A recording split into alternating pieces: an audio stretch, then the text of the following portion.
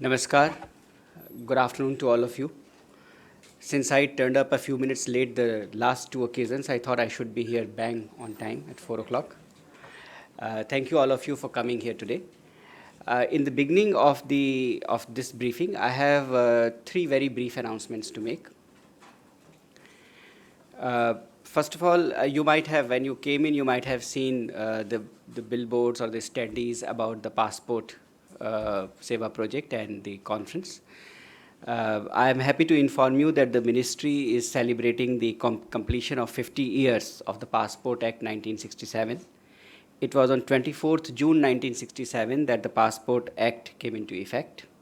In this context, a Passport Seva Divas and Passport Officers Conference are being held here today in the ministry, today and tomorrow. So what you saw today is the conference, but tomorrow there will be a high-level segment of the event, which would be between 12 noon and 1400 hours tomorrow. And it would be graced by the External Affairs Minister, Minister of State Independent Charge for Communication, as well as Minister of State in External Affairs, General V.K. Singh, and Shri M.J. Akbar. Senior officials from the Ministry of External Affairs and other government departments, beside 38 passport officers and officials of service provider, will also attend tomorrow's special function. And I think you would have seen our advisory about the invitation to the media to attend tomorrow's event. So you are cordially invited. My second announcement is about an ASEAN media exchange program under which we would be receiving 20 journalists from 10 ASEAN countries who will be on a visit to India for a familiarization program between 2nd and 8th of July.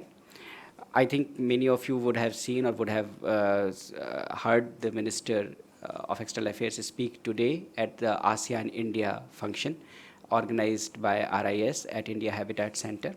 So we are having a number of commemorative events on the occasion of India-ASEAN 25 years of relations, and this visit is a part of that. Although we do have regular exchanges with ASEAN of journalists, and the last such visit was in 2016, but since this visit is taking place in the commemorative year, 25th year, therefore it assumes a special significance.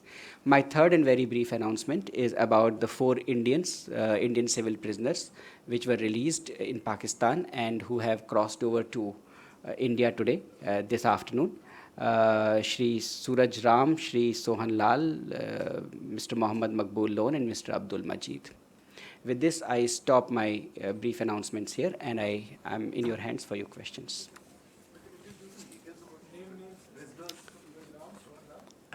Suraj Ram, Sohan Lal, Abdul Majid, and Mohammad Maqbool Lone. So they are civil prisoners who were released after serving their sentences in Pakistan, and they are back in India today afternoon. I don't have all those details with me right now. But what is of, I think, significance and happiness for them and for their families is that they are back.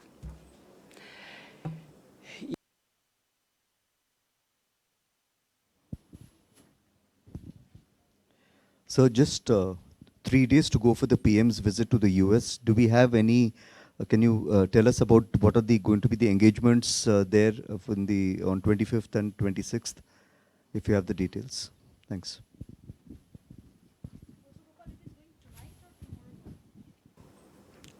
Can you please take the mic?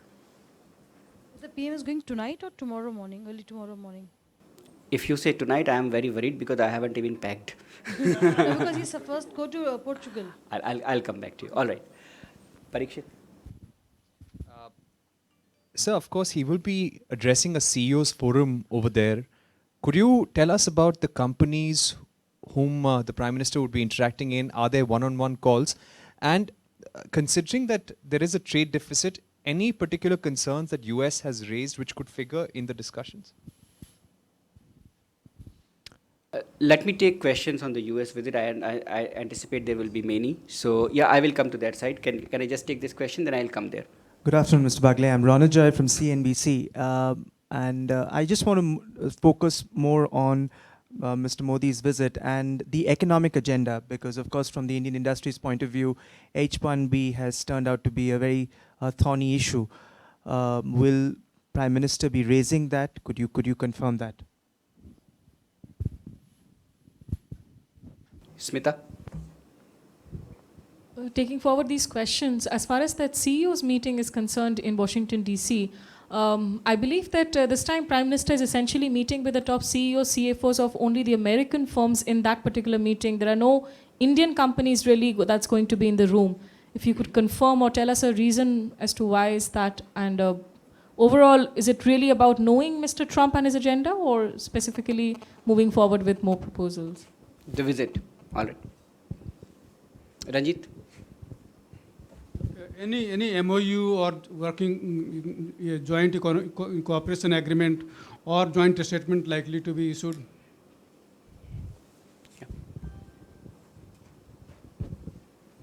I'm Ashok B. Sharma. Yes, sure, Ashok. I want to know some details, if you have, regarding the agenda, and I presume it may contain something on defense, Make in India, terrorism, and trade. Could you give us some good amount of details regarding the agenda? Srinjoy, and then I will come to the second. Yeah. So the visit is a few days away. Already the Trump administration has made certain points about widening the scope of drone strikes, about Pakistan not being an ally, and similar points. How does the Indian government see these statements from America just before the visit? Clearly there is a link. And are we going to discuss these two, three issues with the Americans?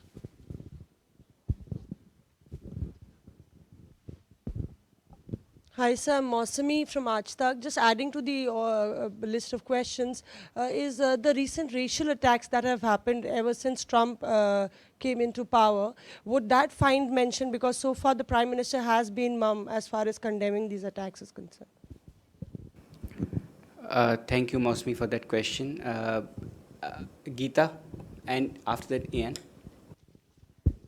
On the issue of terrorism, particularly India's concern regarding terrorism emanating from Pakistan, would India push for a very specific, strong statement or in the joint statement on cross-border terrorism? Also, is there some conversation regarding certain terror groups being designated and listed by both countries? My question is just related to that. Will there be any specific requests from India on military aid that the U.S. gives to Pakistan and trying to stop that? Thanks.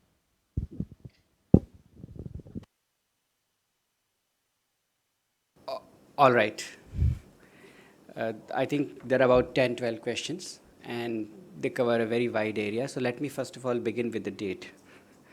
I think we are scheduled to leave on Saturday morning, and as you know, as I have announced in my last briefing, Vinita, we will be going first to Portugal, where there is a working visit, and from Portugal then we will land up in Washington, D.C., and when we land up in Washington, D.C., it will be your 25th but 24th night in D.C. On 25th, and now let me give you a broad idea of the engagements. On 25th night, we'll arrive there. On 25th, there will be meetings. I think some of you know more than I do with the CEOs and the business representatives, senior representatives from the business community. And of course, there will also be a community event in the afternoon of 25th. On 26th forenoon, there will be calls on the Prime Minister by senior officials, dignitaries of the US administration. And in the afternoon, we have the official engagement with President Trump. There will be official level talks and followed, of course, by the protocol events. This is the broad framework of the program that we have for 25th and 26th. Now, a number of questions you have asked. First, let me handle the trade and economy part of it.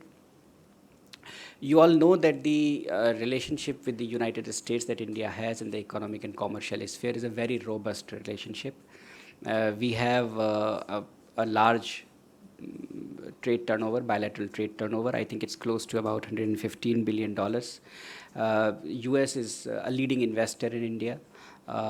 Several US-based multinational companies are represented in India, and likewise Indian entrepreneurs, Indian professionals have added value to the US economy. We have spoken about that on a number of occasions in the recent past also. So in one of the agenda of the visit, if I may say so, or the areas of focus is how to further push and develop economic and commercial cooperation between the two countries for mutual benefit. So that certainly will be in the focus. As for the meeting with CEOs is concerned, as I said, I think some of you know more than I do at this stage. There are meetings with CEOs, but I do not know whether they are one-to-one or they are in a format, and whether, Smita, what you asked, whether Indian companies are part of it or not. But what is important is what they're going to talk about there is, of course, the specific areas with which those companies are concerned. And for example, if we take the multinational corporations, we are very well know that they have global operations and they have operations in India also. So in that context, the conversations will certainly focus on giving a further fillip, further push to bilateral economic cooperation, commercial cooperation, investment, and of course related areas where we are very keen to partner with many countries in the world, startup, technology, etc. On specific issues which you mentioned, I think mostly you asked about the racial attacks, somebody asked about the H-1B. We have dealt with these matters in the previous briefings. Fortunately, there has not been an occasion in the recent past to discuss racial attacks, and I'm happy for it. The thing is that not all attacks are racial, not all incidents are racial. Wherever there have been attacks on Indians because of some reason or the other, you have seen that they have been condemned very strongly by the US government, senior US authorities also. So I don't need to go into those details which we have already covered.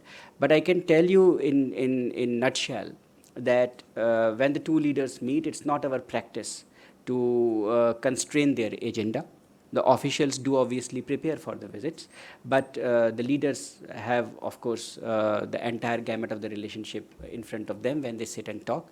And it is not my endeavor here to say that this will be discussed or this will not be discussed or X will be discussed on priority and Y will not be discussed on priority. I do not have the authority, and I do not certainly wish to constrain their agenda in any manner. All matters of bilateral interest, obviously, are there, we are familiar with them, and when the leaders meet, since the idea, as we have said earlier, is to give a thrust, give a direction to the the relationship. It's a very robust relationship. It's an expanding relationship. It has been described as the defining partnership of the 21st century. So what else can be done, where we can go from here? That will be the focus of the two leaders when they sit and talk about it.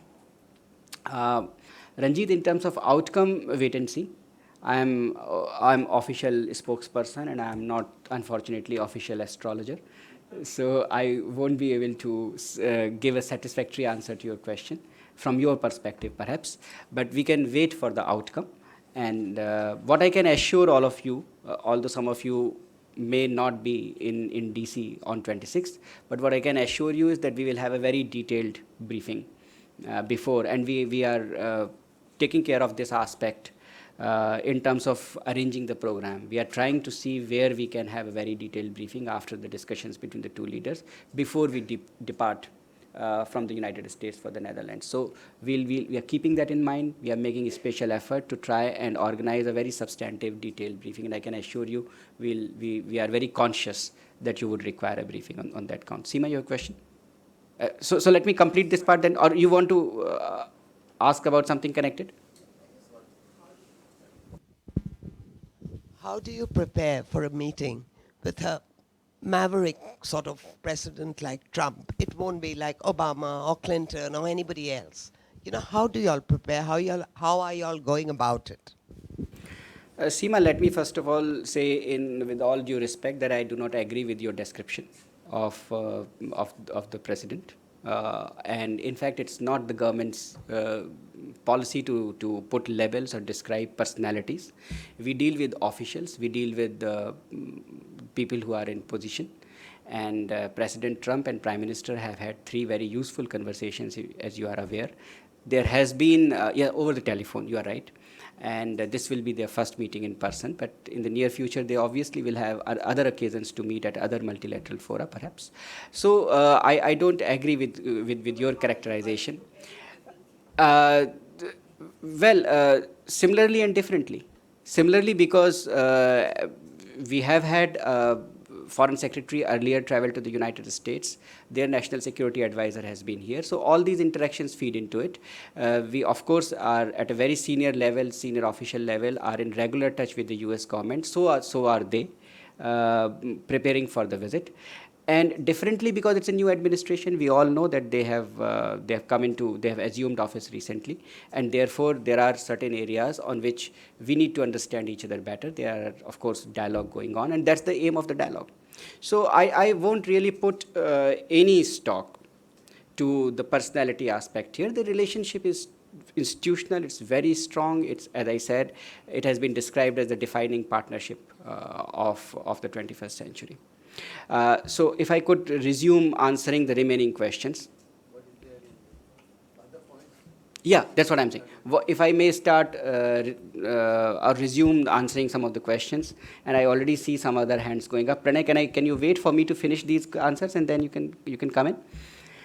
So I think I've touched upon agenda by and large and outcome also. Srinjoy, to your question, and not really specific to this visit in particular, but our concerns regarding terrorism emanating from Pakistan are very well known. And terrorism which emanates from there has affected not only India, but it has affected other countries in South Asia, in fact, in our region and the world over. So those concerns have been very well known. We do talk to all countries. We do talk to our friends and partners on how to counter terrorism, cross-border terrorism, international terrorism. And we always say that all types of terrorism have to be fought effectively. They have to be fought against without any discrimination between one type of terrorist and another type of terrorist. So global security and regional security and these issues, terrorism, etc., I would say again, I don't want to constrain the agenda of the leaders, but it is logical to assume that these issues will figure in the discussions between the two leaders. Defense and Make in India. Defense cooperation and Make in India. I'll come to that. I'll come to that. Ian, as to your question about the military aid, we have had this conversation with the US officials several times. We have made our views known to them. They are aware of they are aware of our views, which essentially are that it has been our concern that the military aid is basically aimed at use against us. But we are aware, of course, that Pakistan's relationship with the United States and United States' relationship with Pakistan is a relationship between two sovereign countries. But as far as our concerns are concerned, they have been conveyed to the authorities whenever there has been an occasion. So yeah, as far as defense and Make in India is concerned, again, I would say that in the realm of economic cooperation, in the realm of a very robust economic cooperation and relationship, as well as defense relationship, which has been growing. As you know, India is the major defense partner. India has been designated as the major defense partner of the United States. So within that context and in those parameters, I think this is a very good relationship, expanding relationship. And of course, this is a significant area of our relationship right now. So I'm not in a position to predict. As I said, I'm not an astrologer, much less an official astrologer. So I'm not in a position to predict what will be discussed, because that is up to the two leaders to decide and eventually discuss. But yes, this is an important area of our relationship. And this is a growing relationship. It's an expanding relationship. Pranay?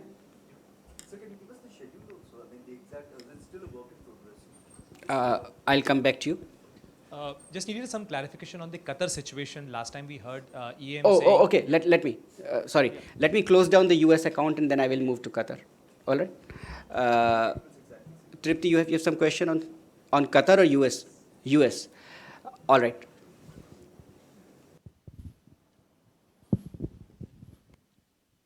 Thank you, Mr. Bagle. You talked of stepping up American investment. Do we have any figures on the, any projected figures on the targets as far as investments are concerned? Stepping up American investments in India. And what is the total number of American companies in India presently? I don't have the total number of American companies in India right now, but if you look at the virtual, if you look at the top companies in the NYSE or any other such entity, you will find almost everyone represented in India. In terms of the investment, I think it's over the past 1.5 decade or so, it's over $20 billion if I am not mistaken, and it is growing. But I don't have the exact figures with me right now. Tripti, if you need, I can certainly get them and give it to you. Sridhar, as far as this schedule is concerned, the broad sketch I have given, the program keeps evolving. It is an evolving program, and whenever we have time slotted and schedules, it's a usual practice for us to advise you and advise the media present there in terms of what engagement is taking place so that you can cover them accordingly. So. The work is always in progress, and that's how you progress. Do I see a hand go up there for US? No. All right. Qatar. Pranay. Naveen, US? All right. Wanted to ask you about the situation in Qatar. Last evening, there was a report from Civil Aviation Ministry that EM spoke to Civil Aviation Minister and asked Civil Aviation Ministry to carry out the evacuation operation. So what's your assessment about, and last time we heard EM saying that, it's not a matter of concern right now. So has the situation reached to a level of concern where we are carrying out the evacuation operation, and what is the schedule worked out for that? Pranay, I can't thank you enough for asking this question. But you would forgive me for the next part of my answer. I would say, and I would say it in Hindi also, look, characterization of what has been decided and what is being implemented and is going to be implemented as evacuation is incorrect, and forgive me for saying so, is also not responsible. Because it is not an evacuation. There is no need for an evacuation from Qatar. In our briefing earlier on, we had mentioned to you that the Indians there are safe and secure. There are regional political developments because of which there is problem in connectivity. There are difficulties in certain supplies, etc. But alternatives have been found. The Qatari authorities are in touch with us, and our embassy is in touch with the Indians population there quite regularly. And I had mentioned to you in our last briefing that not one of them has contacted embassy saying that they are facing a problem because of the developments. Now, so what has happened is that, as you know, this is a Ramzan season. Eid, the festival of Eid is upon us. And obviously many of the Indians who are in Qatar and other countries, they wish to travel back to India for spending time with their families or to be with their families on the festival. Given the regional developments and the situation that we are aware of, there are certain difficulties in Qatar's connectivity with Qatar's neighboring countries. And therefore, some of these Indians who wish to travel to India cannot get those connecting flights from Qatar's neighboring countries to travel to India. In view of this situation, what has been decided, and you rightly referred to the conversation of the External Affairs Minister Pranay, but what has been decided is to have additional commercial flights to meet the special demand of the Indian community right now to travel to India during this time. I repeat, it is not an evacuation. I repeat, there is no need for an evacuation right now. Situation is pretty much under control. The Indians there are safe and secure. मैं हिंदी में इसको दोहरा देता हूँ. ये कहना कि कतार से निकासी भारतीयों की हो रही है या करी जा रही है, ये कहना गलत है और थोड़ा बहुत किसी न किसी दृष्टिकोण से गैर जिम्मेदाराना भी है. गैर जिम्मेदाराना और गलत इसलिए क्योंकि ना तो वहाँ अभी निकासी की इवैक्यूएशन की कोई ज़रूरत है और ना इस बारे में इस वजह से कोई निर्णय लिया गया है। जो फैसला लिया गया है वो ये कि इस बात को मद्देनज़र रखते हुए कि कतार का संपर्क उसके पड़ोसी देशों से पूरा वैसा नहीं है जैसा सामान्य परिस्थिति में होता था, और इसके चलते वहाँ रहने वाले भारतीयों को आजकल के रमज़ान के और आने वाले ईद के त्यौहार के अवसर पर अगर वो भारत आना चाहते हैं तो उनको कनेक्टिंग फ़्लाइट्स लेने में कुछ दिक्कतें आ रही हैं। इस वजह से अतिरिक्त कॉमर्शियल उड़ानों की व्यवस्था करी जा रही है, और ये पब्लिक सेक्टर की भी हैं और प्राइवेट सेक्टर की भी हैं। वहाँ स्थिति अंडर कंट्रोल है, नियंत्रण में है। हमारा राजदूतावास लगातार भारतीयों से संपर्क बनाए हुए है। किसी प्रकार की परेशानी की या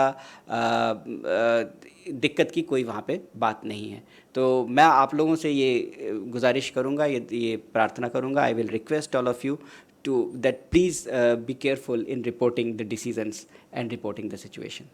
I hope that clarifies the situation adequately. Naveen? Sir, Saudi Arabia has decided to impose a family tax from July. There is a huge Indian diaspora there. Is Indian government in talks with Saudi Arabia, or is there any concern here, sir, about this? Thank you, Naveen. The thing really is that, as far as I understand, the decision is to impose a small sort of a levy on the visitors who will be going from India to meet the Indian workers. They may be their family members of the Indian workers, or they may be their friends.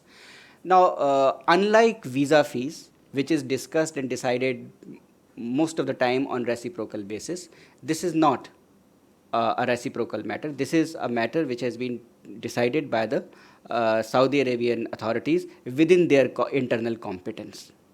So this is how the two situations are different, and this is where the situation is at the moment. Okay.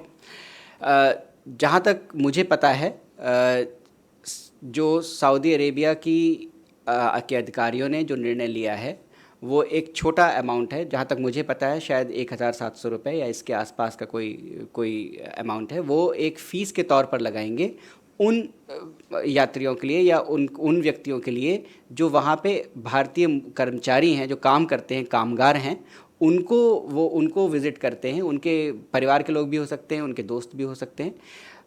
जब दो देश visa फ़ी का मामला तय करते हैं तो ये रेसिप्रोसिटी के आधार पर अक्सर तय किया जाता है, लेकिन ये वीज़ा फ़ी का मामला नहीं है।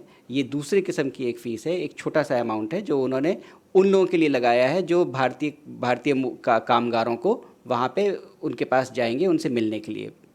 तो ये दोनों मामले अलग अलग हैं।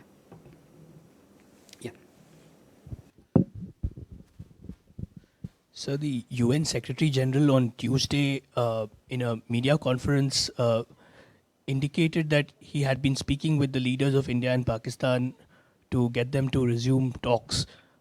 He referred to 3 meetings he says he has had with Prime Minister Nawaz Sharif of Pakistan and 2 with Prime Minister Modi. One clarification, if you could just first help me understand, I know the one meeting that PM had with the UN Secretary General in St. Petersburg, if you could just confirm which was the second meeting, firstly. And the question is, how does India view these comments and this suggestion by the UN Secretary General that he is mediating between India and Pakistan to bring them back to talks? Thank you. I don't readily have with me the place and date of the other meeting, so I will get back to you on that. As far as your question about the other part of your question about the mediation between India and Pakistan is concerned, I have seen the reply which has been reported in the media. Essentially, the Secretary General asked a question in response to a question.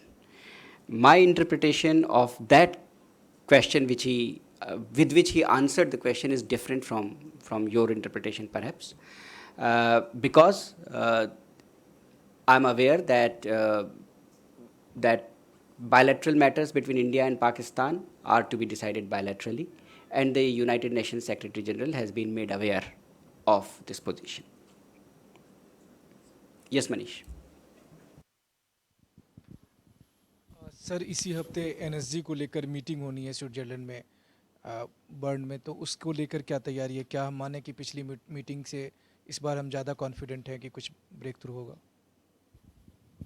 जहाँ तक मेरी जानकारी है मनीष, वो meeting चल रही है 19 तारीख से, शायद 19 से 23 तक बर्न में मीटिंग होनी है या हो चल रही है।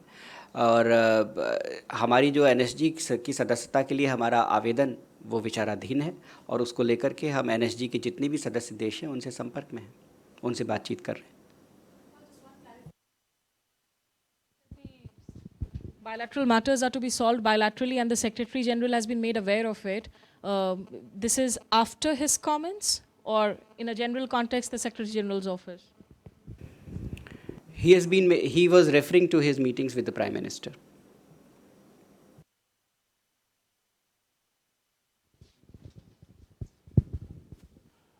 सर, सऊदी अरेबिया वाले सवाल पर आपने एक स्थिति के बारे में बताई है, जिसमें कि वीज़ा फ़ी तो तय किया जाता है आपसी संवाद के ज़रिए, लेकिन ये फैमिली टैक्स है और इसे उन्होंने अपने तरीके से तय कर दिया है।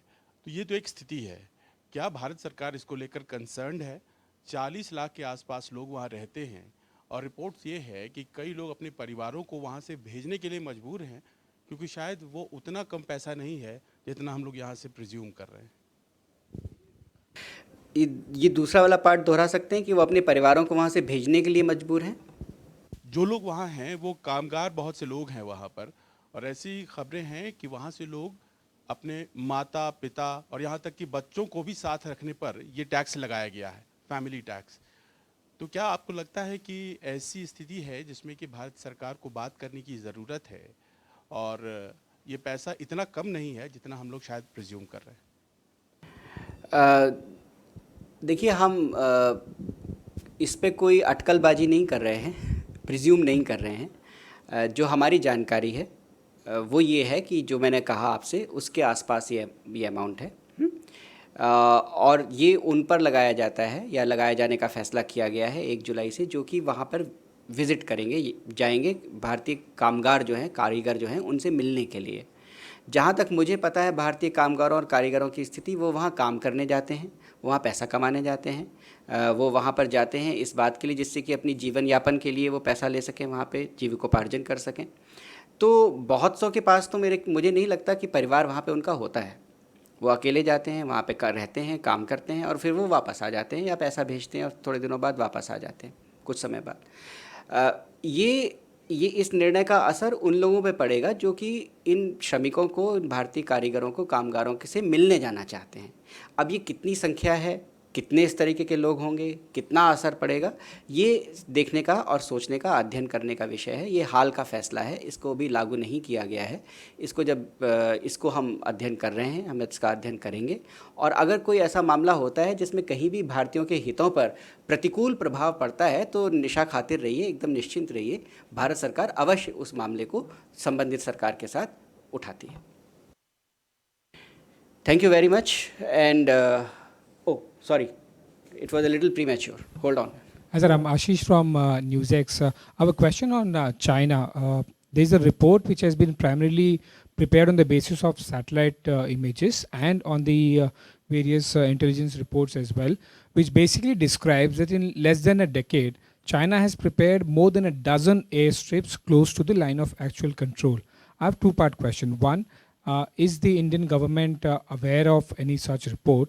And two, if yes, then has Indian government in recent past raised this issue with China at any level? Ashish, first of all, welcome to the briefing and welcome to the WhatsApp group. Also, I think you have recently joined. All right. Now, as far as your first part of your question is concerned, I am not aware of which specific report you are citing, so I will have to check on that. But I would also suggest that this is not necessarily an area where MEA is directly aware. You could perhaps ask the Ministry of Defense also. But I will try and check if there is something like that. I haven't seen that report. On the second part, so if I'm not aware if we have seen the report, so I obviously can't comment whether we have raised it with the Chinese or not. But leaving this specific aspect aside, on the general thing, I will tell you that it's the sovereignty and territorial integrity of the country is very important. Obviously, it's of paramount importance to us. And as far as the border question with China is concerned, you all are aware of the process that is underway. There are very elaborate mechanisms between the two countries to address this, and that's why this border has been very tranquil, very peaceful. Not a bullet has been fired at his office, as is often stated regarding this border. So I would say that the mechanisms have been working well, and the both countries are committed to addressing all related issues through these mechanisms. On the specific query, I will need to check. Geeta, we have a rule of one question per person, unless it's your clone I am speaking to. So one connected question to China itself. There's a report coming that China plans to connect the CPEC with the Bangladesh, India, China, Myanmar corridor through the ocean. We have concerns regarding the sovereignty. What's your comments on that? I mean, connecting this thing, because obviously we have a major comment on. Two part of this question. On connectivity, in general, we have our position very clearly laid out. We have said that we promote connectivity, we support connectivity, because connectivity within India, connectivity of India with its neighbors will promote greater prosperity. So we ourselves are part of a number of connectivity initiatives, and I won't name all of them, but you saw, for example, even on our western side, Chabahar agreement last year, and the trilateral agreement among India, Afghanistan, and Iran. And last week, rather earlier this week, on Monday, we all saw the establishment of air freight corridor between India and Afghanistan. What is that? That is also a connectivity initiative. So India's policy, government's policy, is to promote connectivity. But as I said, in response to Ashish's question, the sovereignty and territorial integrity is of paramount importance. And on CPEC, or the so-called CPEC, we have our concerns, which have been made very clear to all parties concerned, which have been made very clear to other our friends and partners also, with whom occasion has been there to discuss this matter. Those concerns are there. Now, what would happen in future, that's very speculative, and I won't like to go into that at this stage. After I step down from this and come to there, you can ask me the question. Thank you very much.